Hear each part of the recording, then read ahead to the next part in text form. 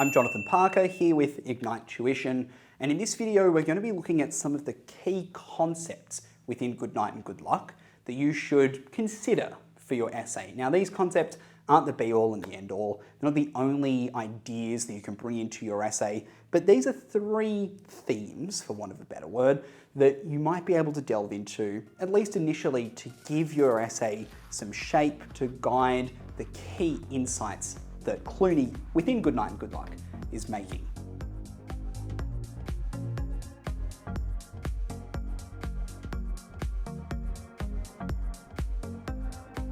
Our first umbrella concept that we can consult here is truth, lies, and illusion.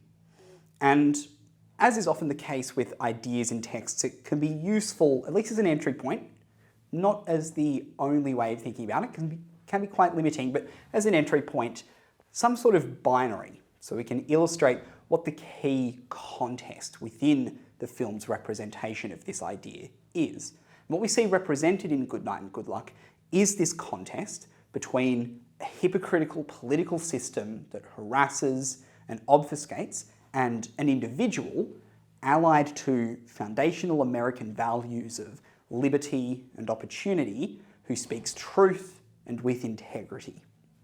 So this eternal contest between truth and deceit is what characterises the film. And I think what Clooney really elevates within the text is the power of integrity, especially even a single individual with integrity, to pierce through the fog of political deception and illuminate what has been concealed by political hypocrisy. Clooney really critiques the political system of any time, really, that can be characterised in the 50s and the 2000s and in our time, all across the globe, that confuses dissent for disloyalty. That's a direct quote from the film. A system that feels that it is beyond reproach and starts to encroach into authoritarianism and thus defies these classical liberal foundational Western values of democracy. Equally for Clooney, it is the truth that liberates. And we can see that through a few key moments. The exposure of Joe and Shirley's clandestine marriage helps them to quite literally breathe again. Murrow's broadcasts allow the citizenry to understand their political mire with newfound clarity. And eventually the Senate does investigate McCarthy himself. Another key idea that's worth considering with Good Night and Good Luck is language, media, and communication. And likewise, we can consider this theme via a particular binary. Think about two ways in which the media can be utilised. Either it can be used to distract, delude, amuse, and insulate, which Clooney chastises, or it can offer a little illumination on subjects that may determine the future of the nation, which is what Murrow, and by extent Clooney, extol at the end of the film. This combat between fabrication and authenticity are the dual possibilities of the media, and television specifically, that Clooney investigates with his docudrama. And this really echoes Clooney's contemporaneous, meaning from his own time, fear of the weaponization of the media after 9/11 as a tool for state propaganda and the further insulation of American citizens away from a global, interconnected world. On a similar note, Clooney represents communication not just on a televisual or media level, but on a personal level, or more accurately, the lack of communication that exists on an interpersonal level in climates of intense suspicion, fear, and paranoia. Interpersonal connection is largely subdued in Good Night and Good Luck, and Clooney really laments that.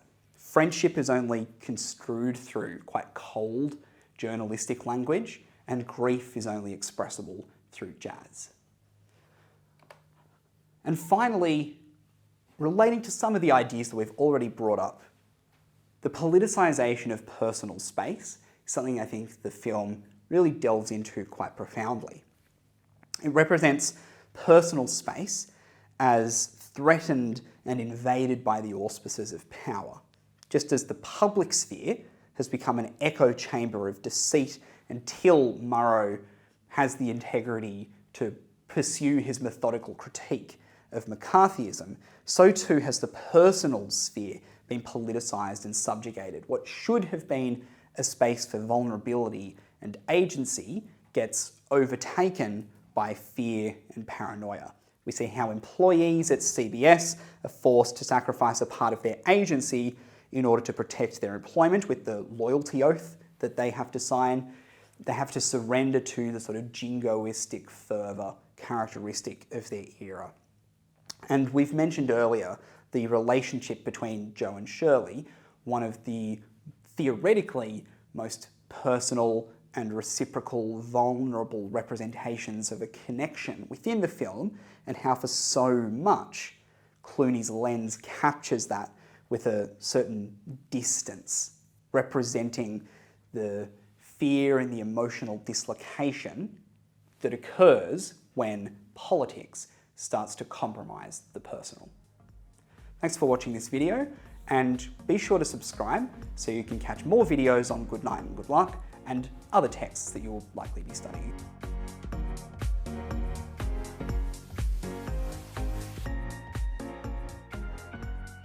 Hey guys, thank you so much for watching. If you do like the content, subscribe to our channel and we'll have more videos coming your way.